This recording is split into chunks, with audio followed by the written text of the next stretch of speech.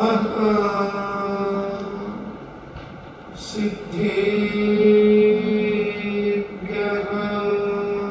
ओम नमः सिद्धेभ्यः। नमो अरिहन्ताणं।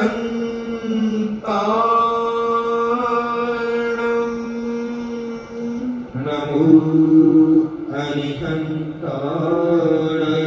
नमो सिद्धाणं। नमो सिद्धाणं। नमो आयेर्याणं। नमो आयेर्याणं। नमो उवज्झायाणं।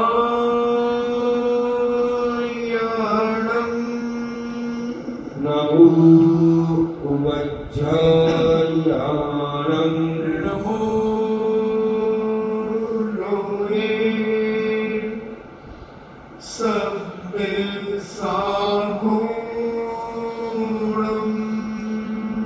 नमो लोये सव्यसागुणं।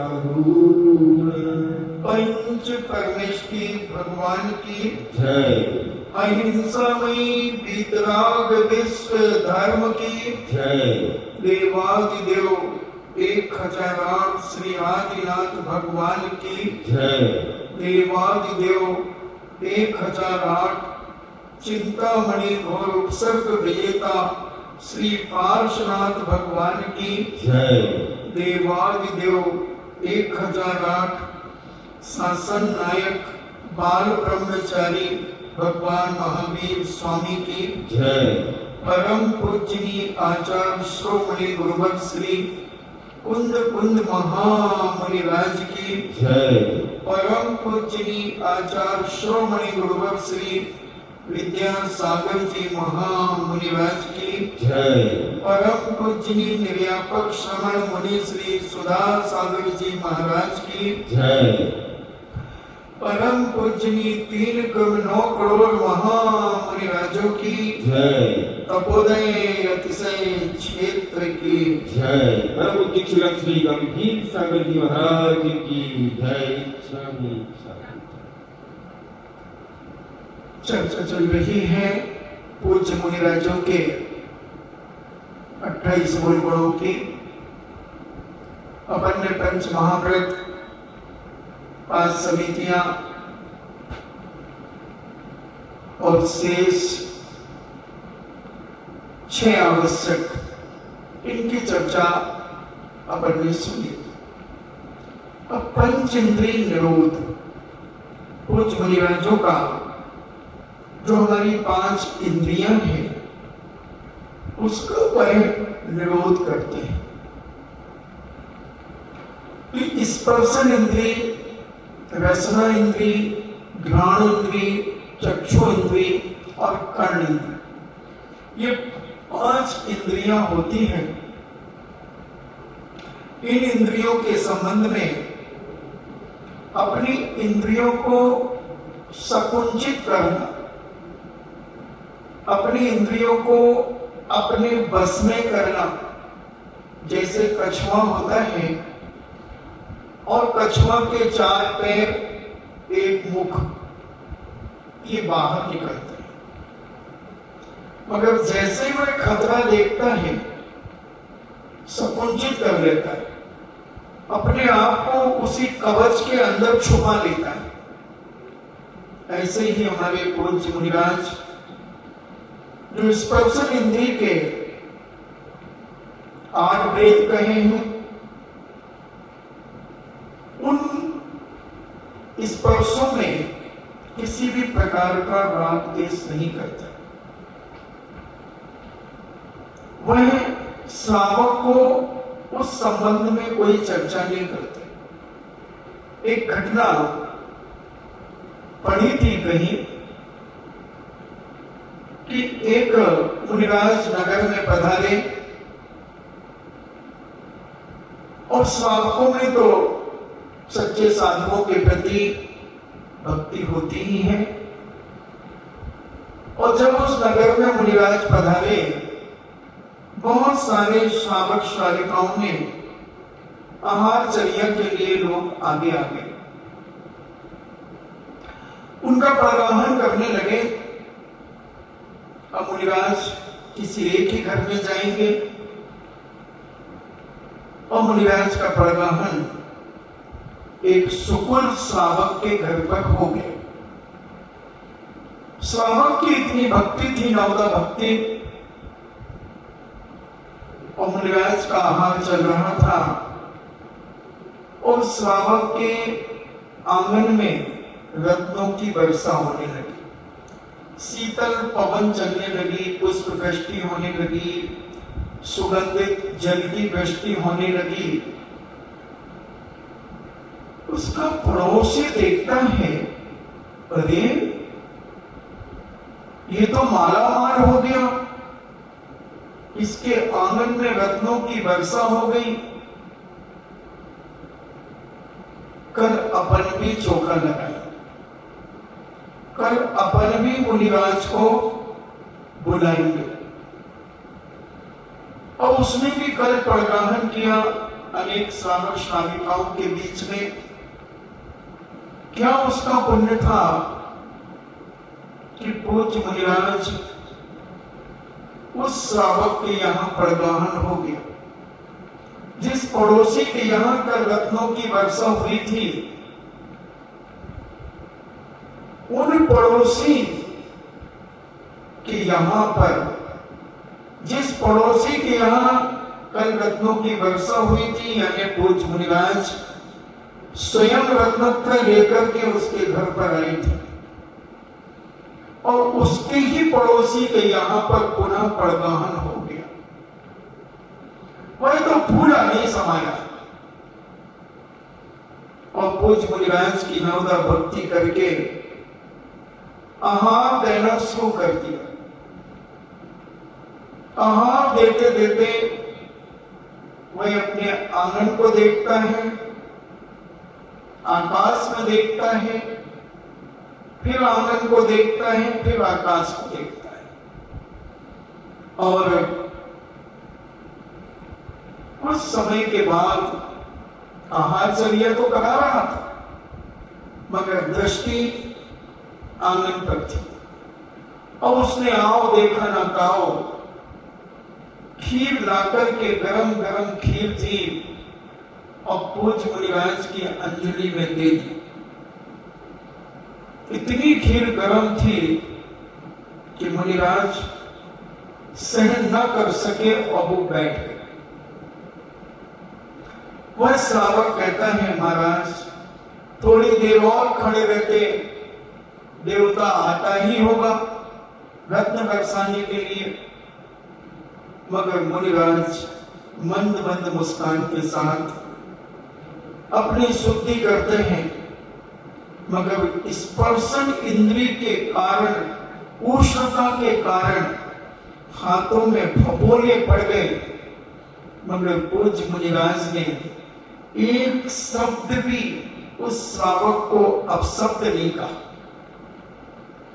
वो बड़े मंद मंद मुस्कान के साथ अपनी मुख शुद्धि और शारीरिक शुद्धि करके अपने स्थान की ओर गमन करके, ऐसे पंच इंद्रिय निरोध यानी स्पर्शन इंद्रिय का निरोध। 8 प्रकार का स्पर्श होता है, ठंडा गरम, रूखा सूखा, हल्का भारी, चिकना और खुरदरा।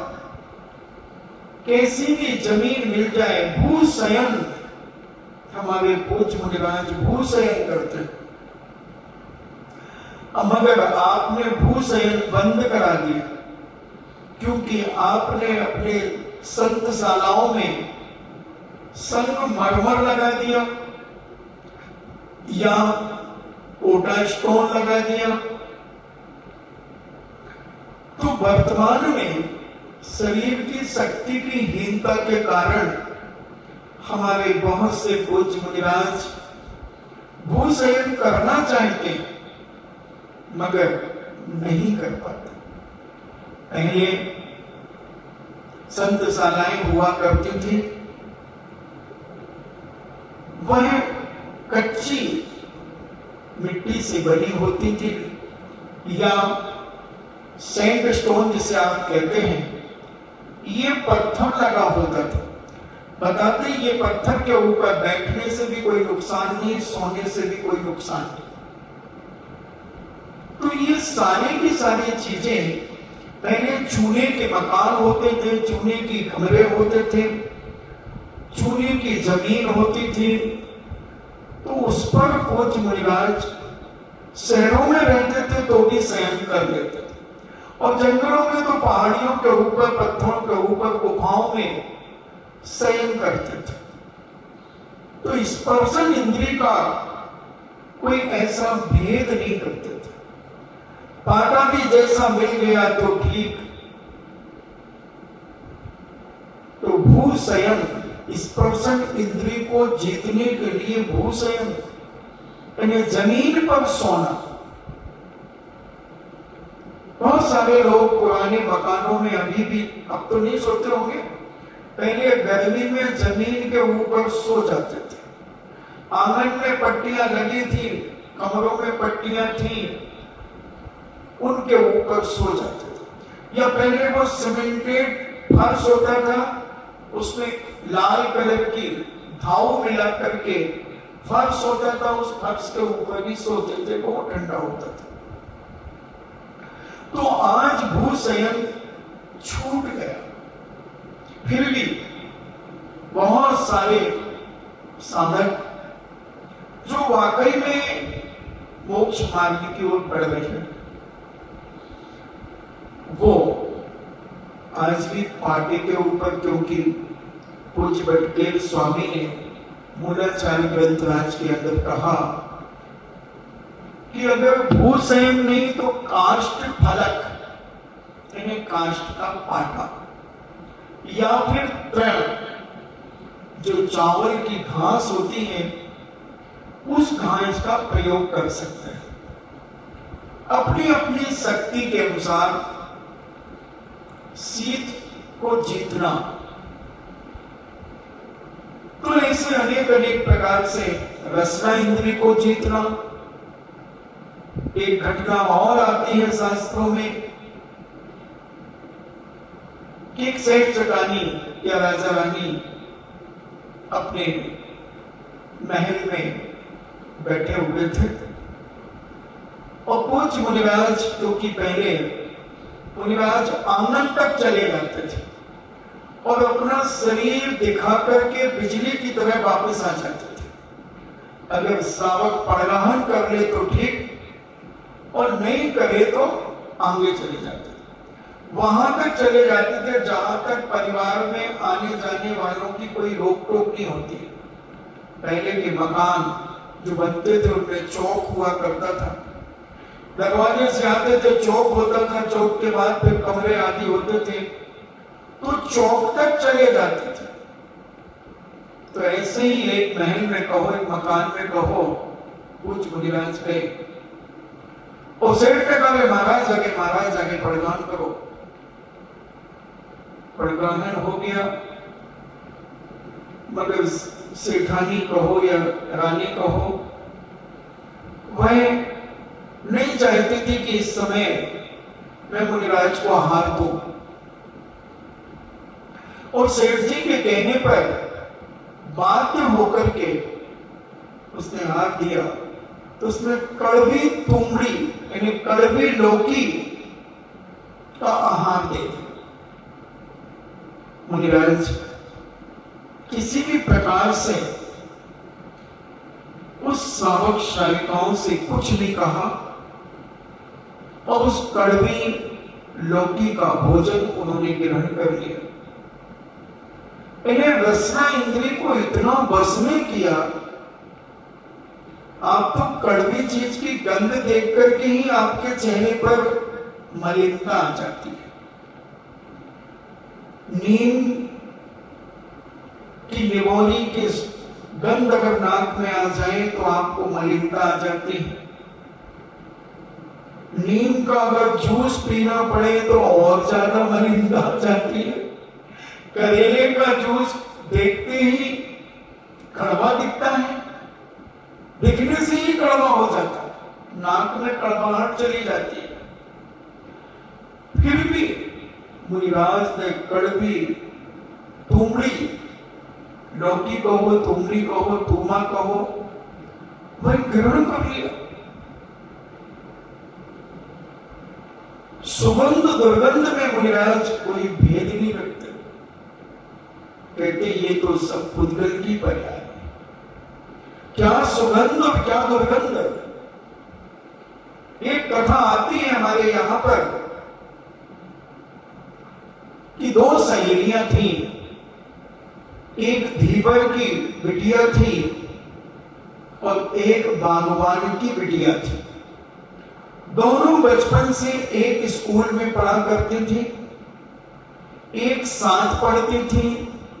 धीरे धीरे बड़ी हुई, बड़ी होकर के दोनों का विवाह हो गया।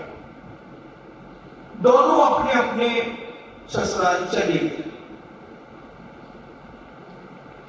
जो धीवर की बिटिया थी, मछुआरे की बिटिया थी, उसके घर में मछली बेचने का काम हुआ करता था।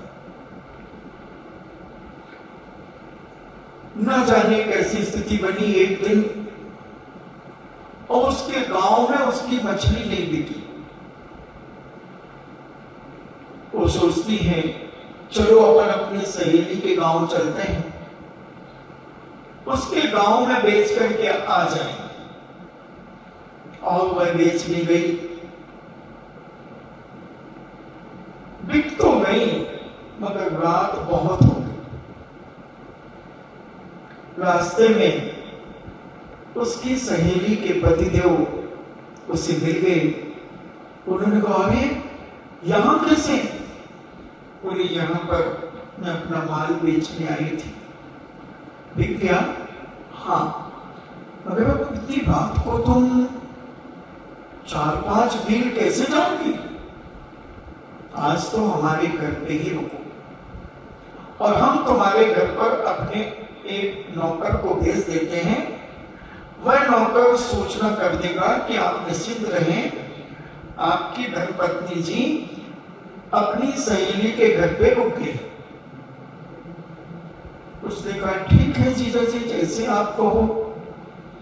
और उन्होंने तत्काल नौकर को कहा कि जाओ, और नौकर बैलगाड़ी से चला गया।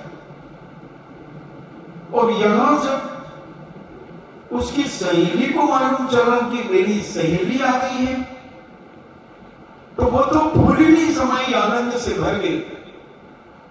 उसका मकान अच्छा था, उसने एक कमरे को इतना बढ़िया सजाया,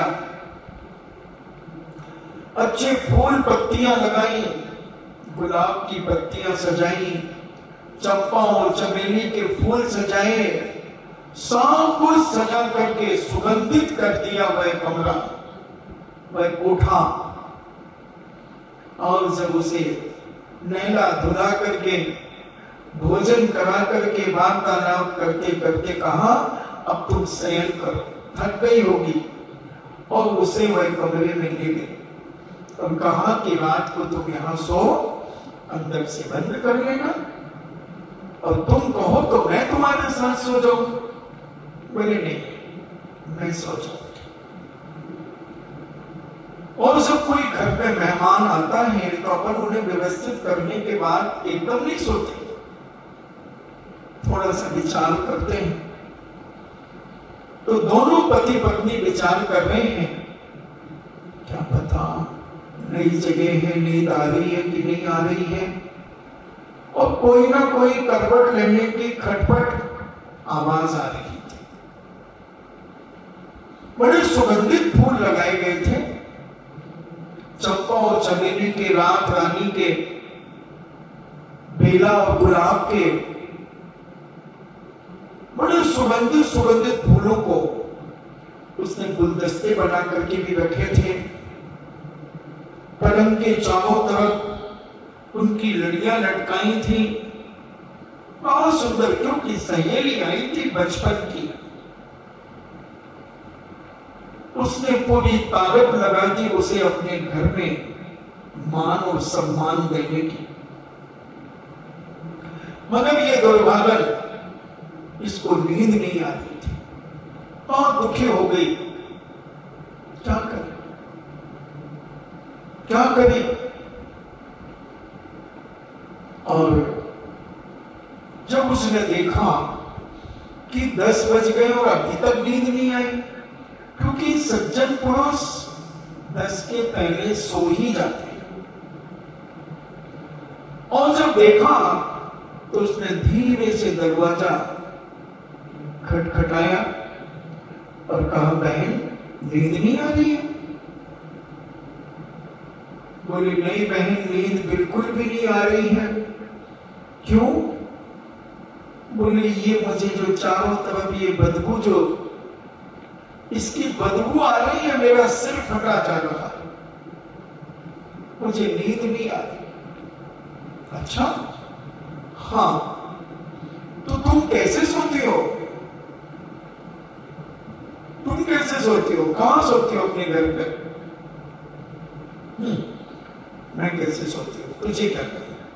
चल कोई बात नहीं, मैं रात निकाल लूंगी। नहीं, ऐसे नहीं, तबीयत खराब हो जाएगी, तबीयत खराब हो जाएगी, ऐसे नहीं करना, अच्छे से सो।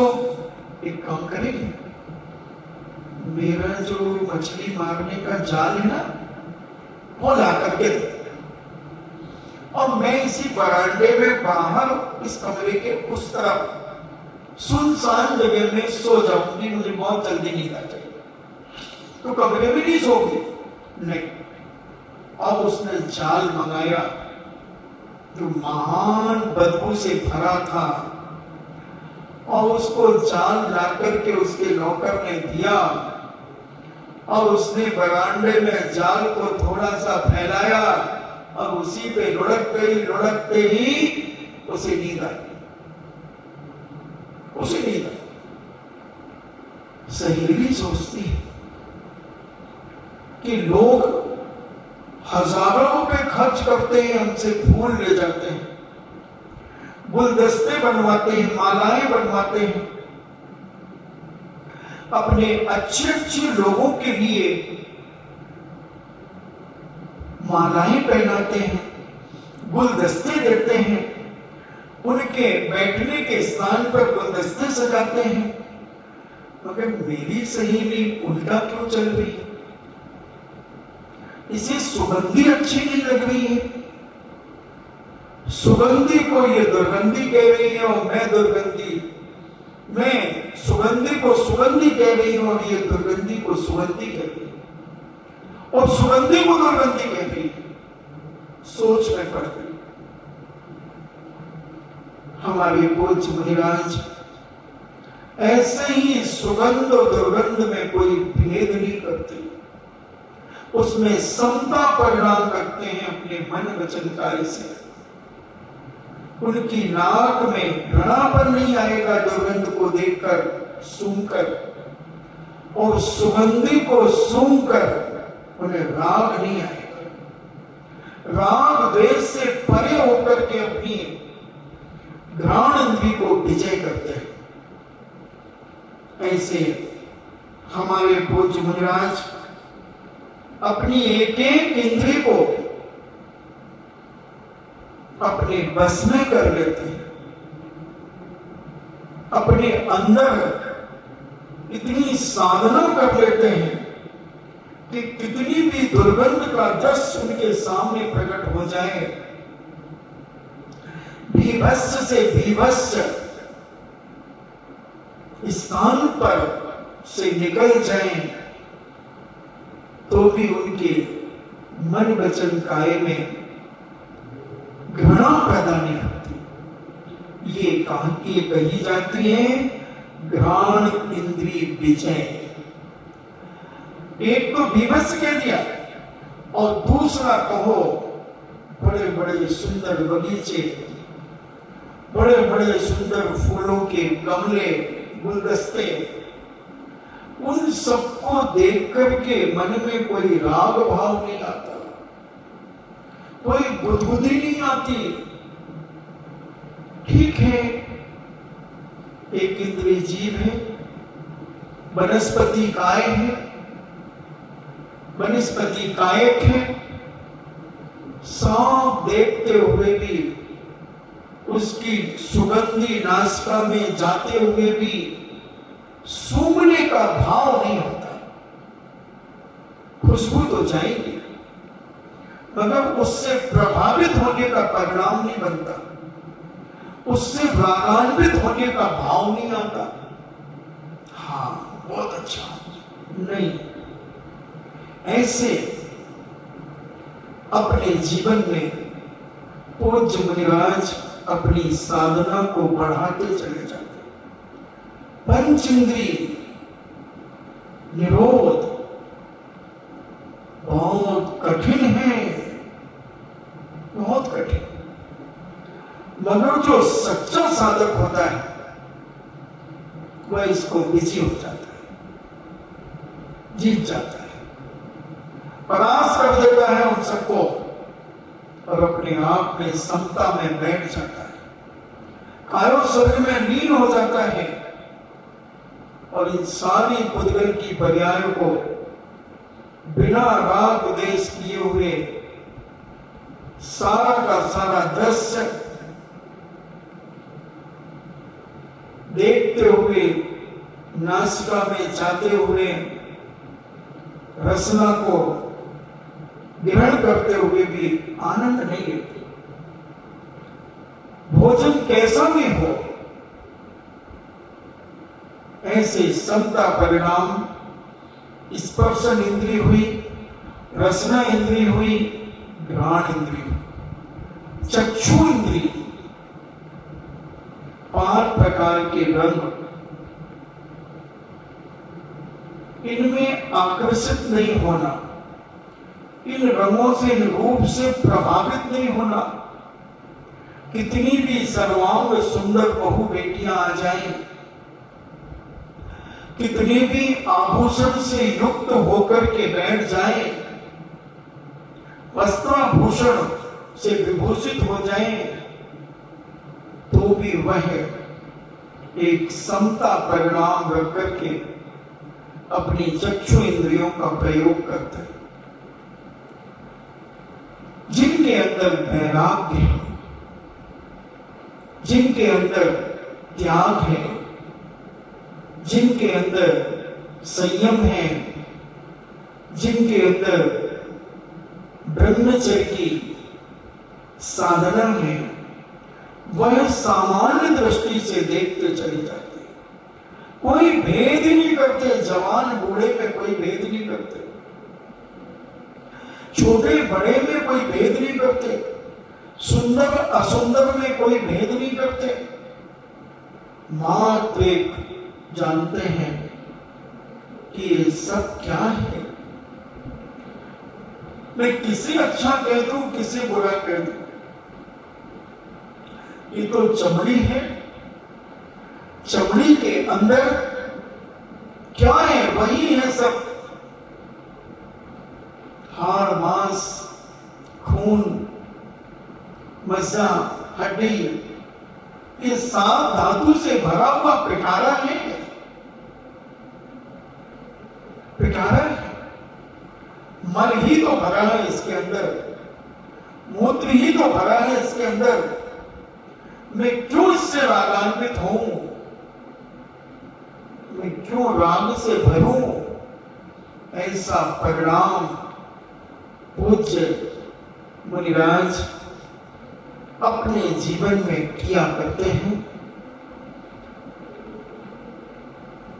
न गोरे से प्रभावित होते हैं और न काले से घृणा करते हैं। वो जानते हैं ये सब नाम कर्म की प्रक्रिया है। सुभग नाम कर्मों का उदय इस जीव का है तो अच्छा लग रहा है, दुर्भग नाम कर्मों का उदय है तो इससे लोगों को घृणा हो जाती है। ये सब नामकरण का खेल है अपने अपने कर्मों का। मैं इसमें राग देश क्यों करूं, क्यों करूं? और क्या है, एक ऊपर की झिल्ली हटा दी जाए, एक झिल्ली हटा दी जाए तो सबका शरीर एक सा हो जाएगा। न कोई काला है और न कोई गोरा है, सब ऊपर की झिल्ली का। जैसे ये पंडाल है तो इसमें पीला कलर कर करके इसको तैयार कर दिया। पूर्वाचार्य से के वहां प्रतिभा स्थली में जो पंडाल है उसमें पर्पल कलर को सेटिंग कर दी, वो पर्पल कलर का हो गया। कहीं हरे कलर का कर दिया।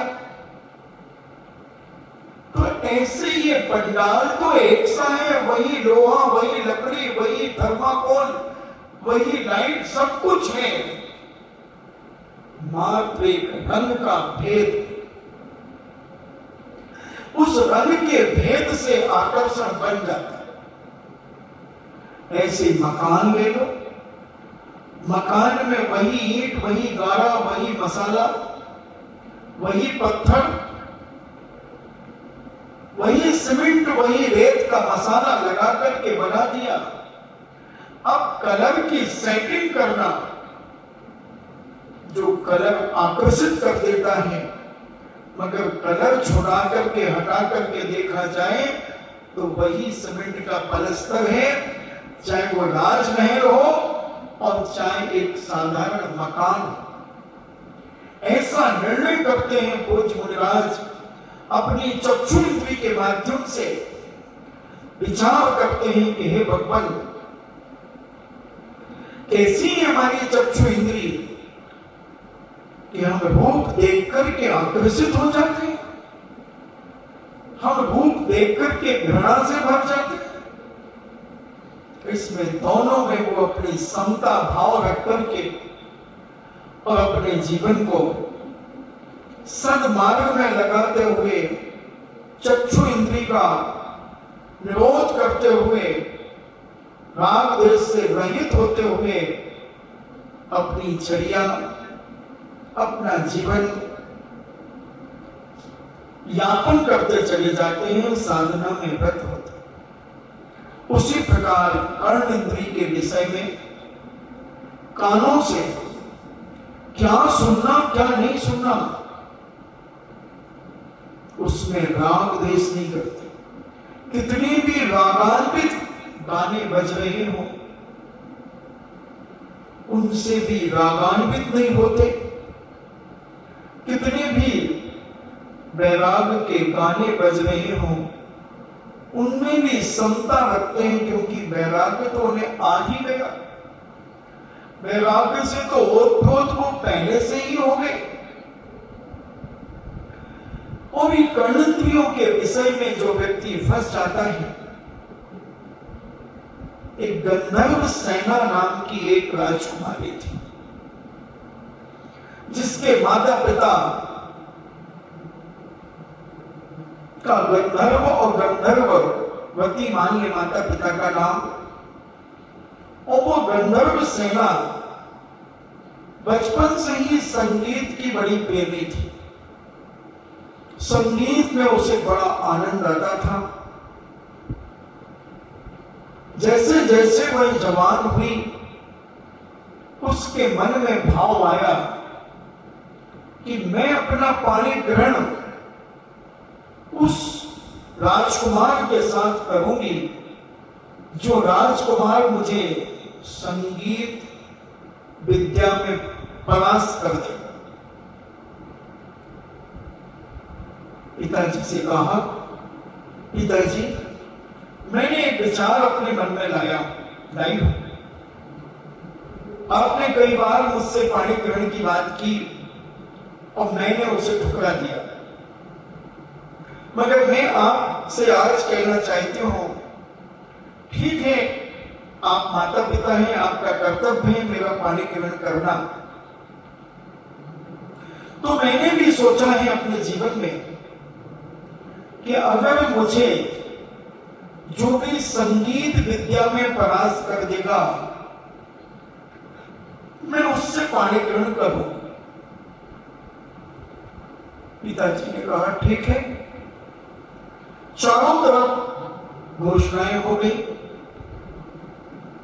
लोगों को बता दिया गया, राजा महाराजाओं के राजकुमार, सेठ साहूकारों के पुत्र सुपुत्र,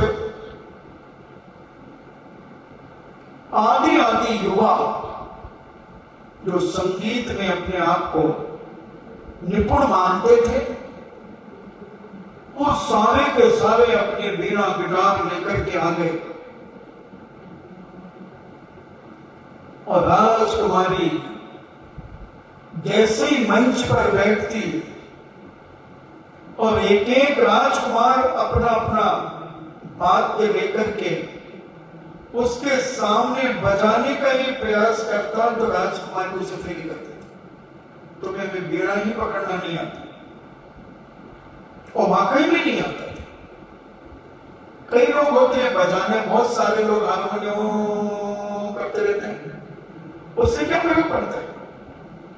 मगर लयबद्धता के साथ हारमोनियम बजाना या गिटार बजाना, पियानो बजाना, बांसुरी बजाना, जो भी संगीत के वाद्य हैं, वो तरीके से बजाना, हजारों राजकुमार आ गए मगर कोई भी राजकुमारी को प्रभावित नहीं कर सका। इतनी पारंगत थी वह संगीत की कला, संगीत की कला में पारंगत थी और कोई भी उसे, उनके कानों को आकर्षित नहीं कर सका। कई महीनों निकल गए, पिताजी बड़े चिंतित हो गए, क्या बेटी कुंवारी रह जाएगी? क्या बेटी का पाणिग्रहण नहीं होगा? विचार विमर्श मंत्रियों से, सेठ साहूकारों से चलता रहता था। एक दिन एक बहुत बड़ा संगीतकार, उसे पता चला कि किसी ने चुनौती दी है, मेरी कला को चुनौती दी है। आदमी कब दिल मिलाता है जब उसकी कला को कोई चुनौती देता है। और वह संगीतकार अपने 500 शिष्यों के साथ उसकी नगर की ओर बढ़ा। चलते चलते कई दिन हो गए। जब राजकुमारी को पता चला कि कोई संगीतकार अपने 500 शिष्यों के साथ आ रहा है, राजकुमारी ने कहा, पिताजी मैं उन्हें देखने जाना चाहती हूं। और उस संगीतकार ने अपने शिष्यों से कहा कि देखो मैं अभी शयन कर रहा हूं और इस बीच में अगर राजकुमारी आ जाए तो मुझे उठा देना। कहा ठीक है। मगर शिष्य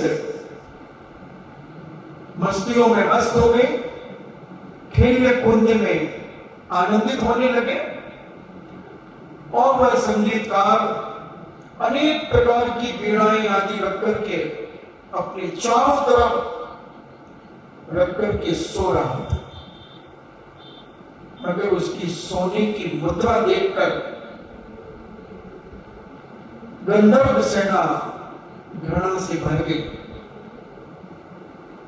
क्योंकि आदमी जब सोता है तो कई बार बेसुध सोता है, अस्त व्यस्त अवस्था में सो जाता है। कभी लाल भी बैठी रहती है, घबराहटे आते रहते हैं, अनेक अनेक प्रकार से स्थिति बिगड़ती है।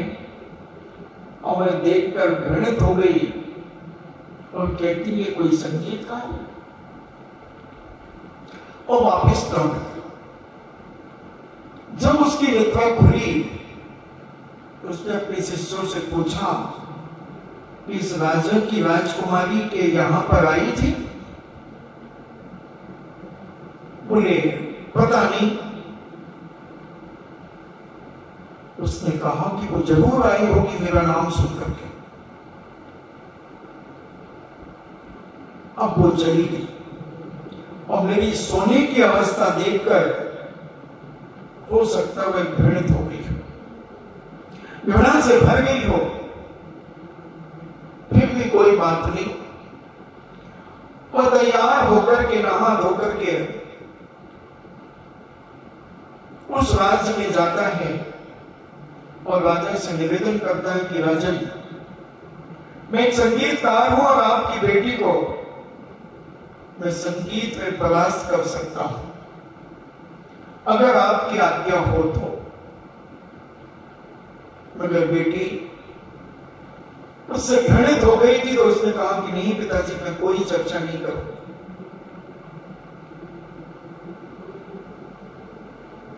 पिताजी से उसने इस प्रकार की वार्तालाप की, मगर आए हुए अतिथि के लिए स्थान तो देना ही पड़ेगा। और उनके लिए उन्होंने अपने महल के बाजू में ही एक महल 500 लोगों के लिए दे दिया और उसी महल से सटा हुआ राजकुमारी का महल था।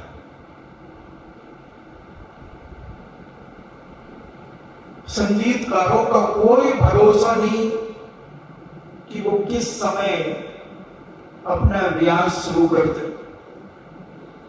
हमारे विनोद भैया 2 बजे रात को भी 3 बजे रात को जब चाहे उनकी नींद खुल जाए तभी हारमोनियम चालू।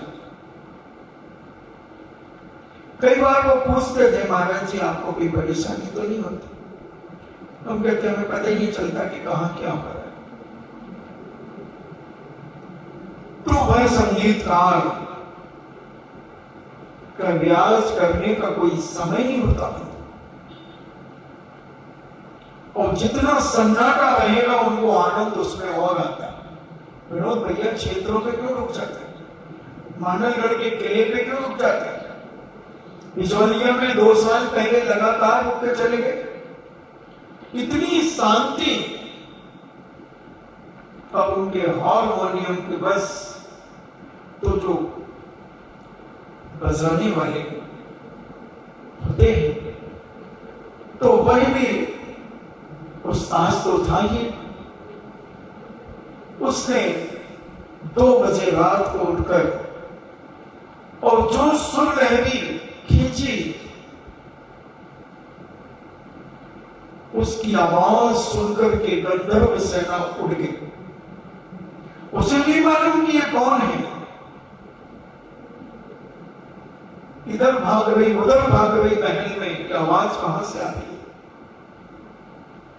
कर्ण इंद्रिय की इतनी लोलुपता थी उसके अंदर, इतनी लोलुपता थी कि वह पागल जैसे इधर से उधर भागने लगी कि संगीत की सुर कहां से आ रही। और रात्रि में पैर फिसल गया और धड़ाम से मरण को प्राप्त हो गई, गिर गई और मरण को प्राप्त हो गई। एक इंद्रिय का लोलुपी व्यक्ति अपना जीवन समाप्त कर देता है। स्पर्शन इंद्रिय में हाथी जैसा बलशाली व्यक्ति, कितना बलशाली है हाथी, मगर एक स्पर्शन इंद्रिय को पाने के लिए, अपनी स्पर्शन इंद्रिय की पूर्ति करने के लिए गुलाम बन जाता है महाबत का। कैसे पकड़ते हैं हाथी? जंगलों में बड़े बड़े गड्ढे कर देते हैं और उन गड्ढों में कागज की एक हथनी बनाकर के उस गड्ढे में डाल देते हैं। बांस की बनाकर और काला कागज कपड़ा आदि उसमें लपेट करके और गड्ढे में डाल देते हैं। और महावत कहीं छुप करके हथनी की आवाज निकालता है और हाथी उस आवाज को सुनकर के भटकता है यहाँ वहां उस गड्ढे के ऊपर पतली पतली लकड़ियों के लगा करके और पीपल की पत्तियां डाल देता। हाथी भागता है इधर उधर और पीपल बहुत प्रिय होता है हाथी को। उसे खाने और उसकी नजर पड़ती है और धड़ाम से नीचे गिर जाता है। अब उस खड्डे में पड़ा हुआ हाथी धीरे धीरे उस महावत के बस में हो जाता है। भूखा रखते हैं, फिर थोड़ा खिलाते हैं, पानी पिलाते हैं, वो जो उनकी प्रक्रिया है। तो एक स्पर्शन इंद्री के वशीभूत एक हाथी, इतना विशालकाय हाथी अपने जीवन को गड्ढे में डाल देता है। रसना इंद्री के वशीभूत होकर के मछली बंसी में फंस जाती है, कांटे में फंस जाती है। घ्राण इंद्री के वशीभूत होकर के भौरा, जिस भौरे में इतनी ताकत होती है कि लकड़ी को भी छेद कर देता है। घूमता घूमता घूमता घूमता लकड़ी को आर पार निकल सकता है लकड़ी में से, इतनी ताकत रखने वाला। मगर एक रसना इंद्री का गुलाम, वह भौरा कमल के फूल में बंद हो जाता है और सूर्यास्त होता है, कमल का फूल बंद हो जाता है। भौरा उस सुगंधी में इतना लिप्त हो जाता है कि उसमें से निकलता नहीं और अंत में मर जाता है, मर जाता है। चक्षु इंद्री का लोलोपी पतंगा अग्नि के पास, प्रकाश के पास, लाइट के पास दौड़ता है। जितने ये चौड़ इंद्रिय जीव होते हैं, मक्खी, मच्छर, आप देखें जब मच्छर होते हैं तो लाइट की तरफ दौड़ते हैं। और कर्ण इंद्री का गुलाम सांप, हिरण, सपेरे होते हैं, बीन बजाते हैं। बड़े बड़े सर्प उस बीन की धुन को सुनकर झूमने लगते हैं और इतने झूमते मदहोश हो जाते हैं और सफेरा उनको जहर का दांत तोड़ करके उन्हें बस में कर देता है। हिरण जैसा चंचल, इतना चंचल है हिरण, मगर वही भी कर्ण इंद्री के वशीभूत होकर शिकारियों के जाल में फंस जाता है और अपनी जीवन लीला को समाप्त कर देता है। मगर जो हमारे पूज्य मुनिराज होते हैं, जो अपनी एक एक इंद्रिय को अपने बस में करते हैं और पंच इंद्रियों का निरोध करते हैं, न गाने बजाने में समता भाव रखते हैं। कैसा भी गीत उनके कानों में पड़ जाए तो भी समता भाव, कैसा भी राग और द्वेष से संबंध, कोई भी क्रिया उनके कानों में पड़ जाए, कोई भी शब्द उनके कानों में पड़ जाए तो भी मुनिराज उससे आकर्षित नहीं होते। ऐसे पंच इंद्रियों के विषयों में जो समता भाव रखते हुए अपनी साधना की आराधना करते हैं, ऐसे पांच इंद्रिय निरोध मुनिराजों का होता है। मच्छर काट रहा है तो भी कोई विकल्प नहीं, गर्म हवा चल रही है तो कोई मतलब नहीं, शीतल हवा चल रही है तो कोई मतलब नहीं।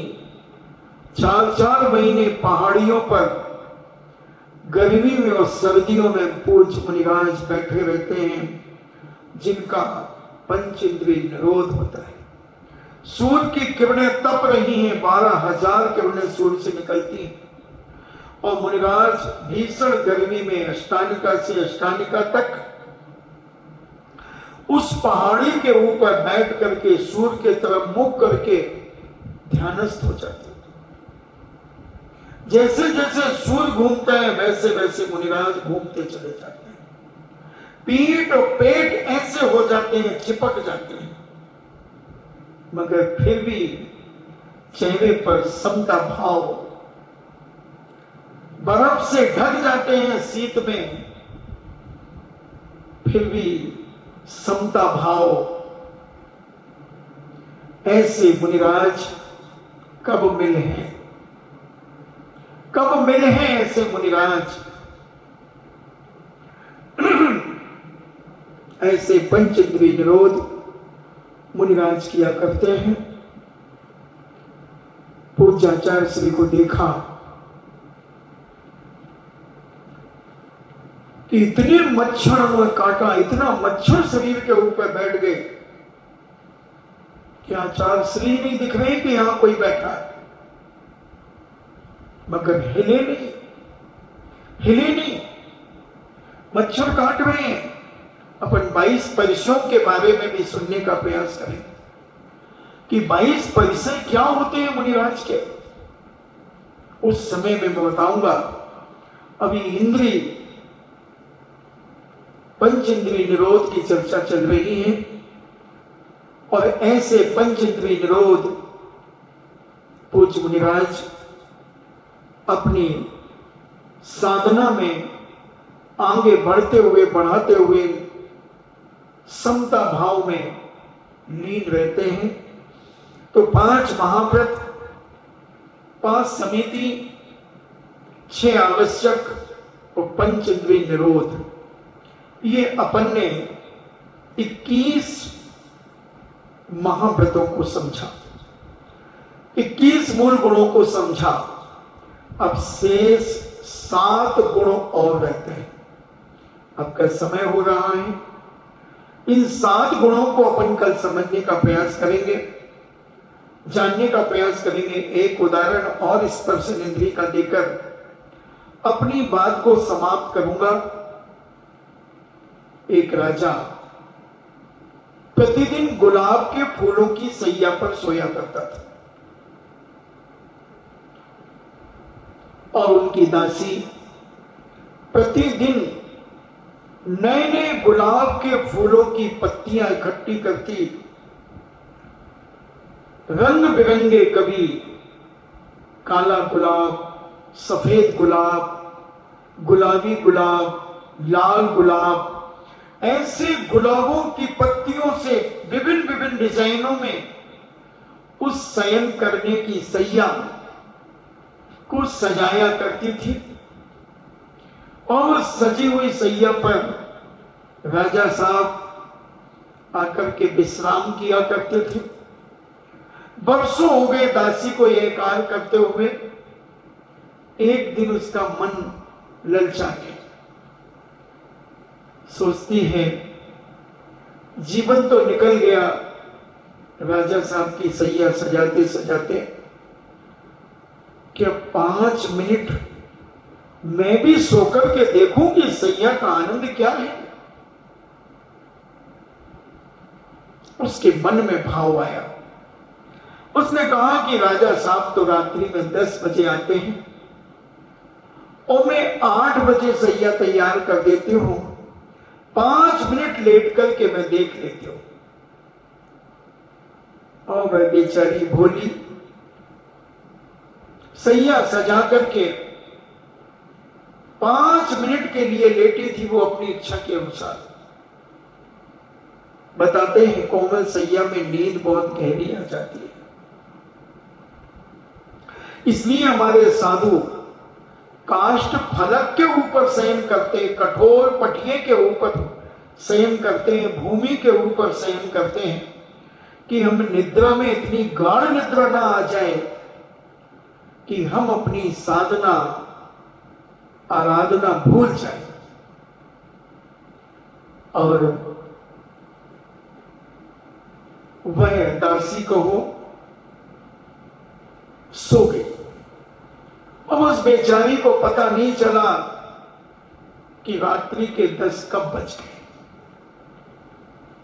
राजा अपने शयन कक्ष में प्रवेश करता है।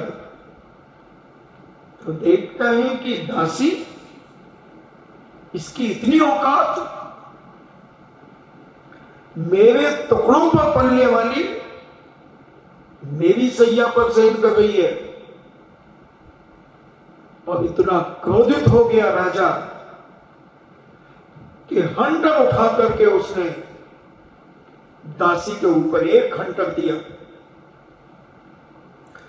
दासी तिलमिला चीख मार करके रोई, मगर निर्दयी राजा ने दूसरा हंटर मार दिया।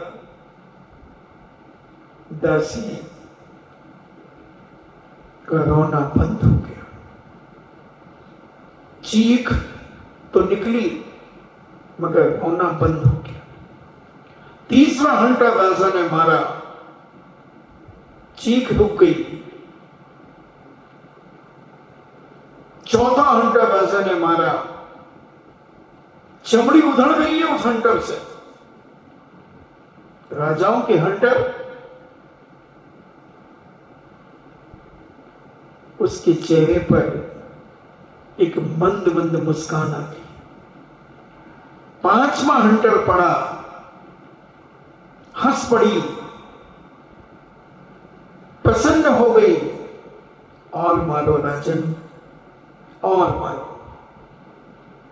और राजन मारता गया। जब राजा का हाथ थक गया हंटर फेंक कर, बोले पापिन, तू ये बता कि तू हंस क्यों रही, तू खिलखिला क्यों रही है? पहले तो तू चीखी एक हंटर में, रोई, तड़पी, दूसरे हंटर में तूने रोना बंद कर दिया, तीसरे हंटर में चीखना बंद कर दिया, चौथे हंटर में चुप हो गई, पांचवें हंटर में मुस्कुराने लगी, छठे हंटर में हंसने लगी, सातवें हंटर में खिलखिलाने लगी और कह रही है राजन और मारो। क्या बात है, क्या बात है? राजन जी भर के मारो, मुझे बहुत आनंद आ रहा है और अपनी गलती मुझे एहसास हो रही है और बहुत हंस रही है। राजा का दिमाग घुमा दिया दासी ने। राजा घबरा गया कि कहीं पागल तो नहीं हो गई, कहीं मर करके कोई बेदरनी बनकर के तो नहीं आ गई, क्या हुआ आखिर? राजा समझ नहीं पा रहा। मंत्री को बुलाया गया, मंत्री जी, ज्योतिषाचार्यों को बुलाया गया, विद्वानों को बुलाया गया और दासी तो हंस रही है, आनंद विभोर है, चमड़ी से खून निकल रहा है, मांस लटक रहा है और वो हंसती चली जा रही है।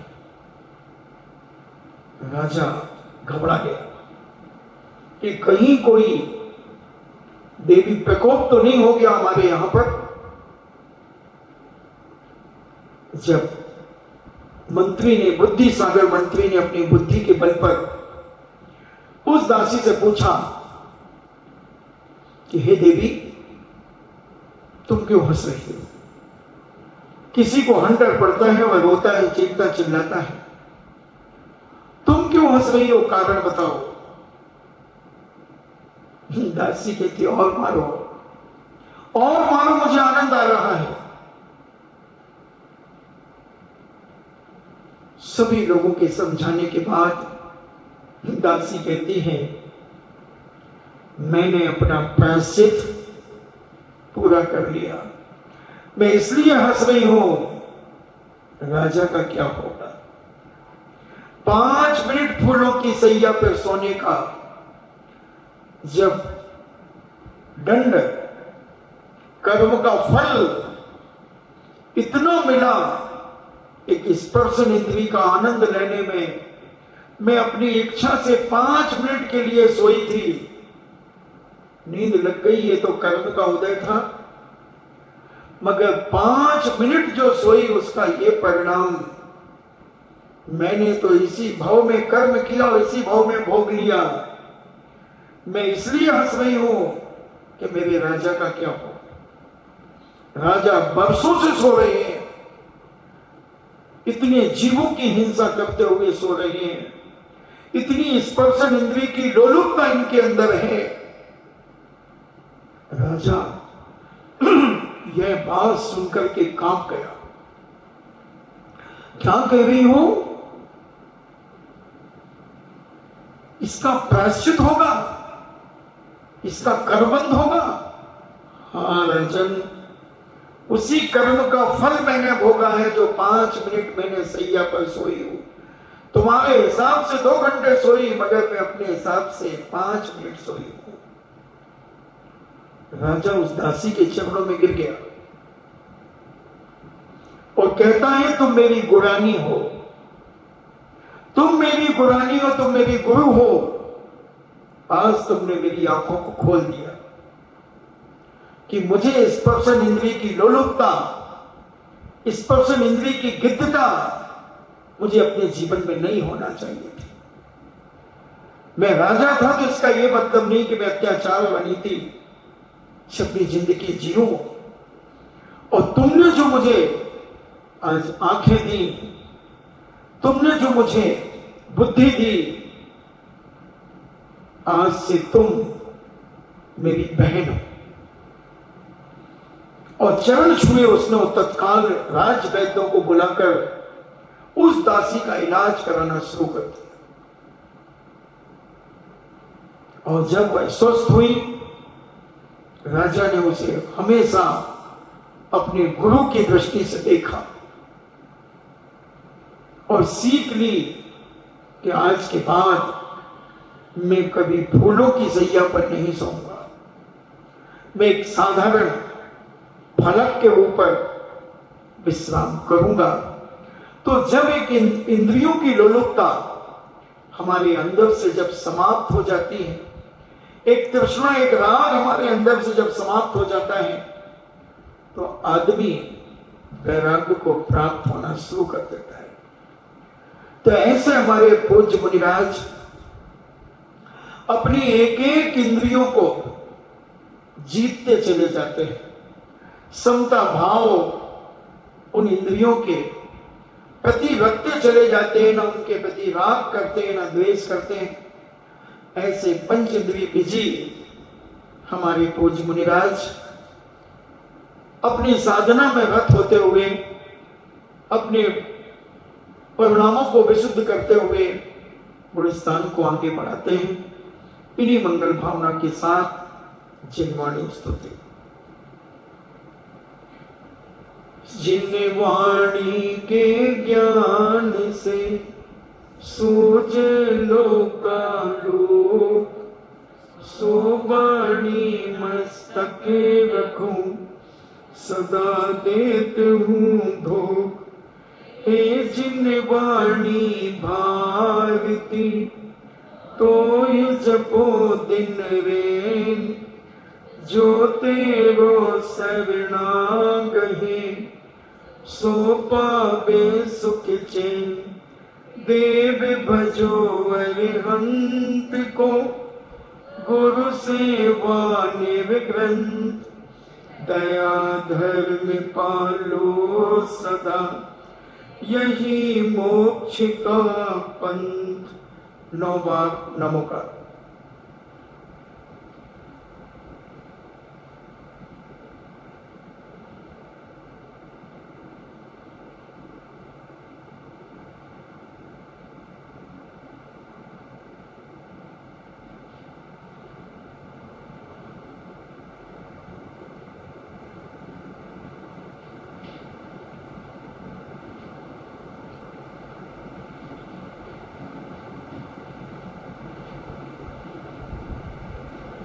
परम पूज्य द्वादशां जिनवाणी माता की सुत देवता, सुत देवता, सुत देवता।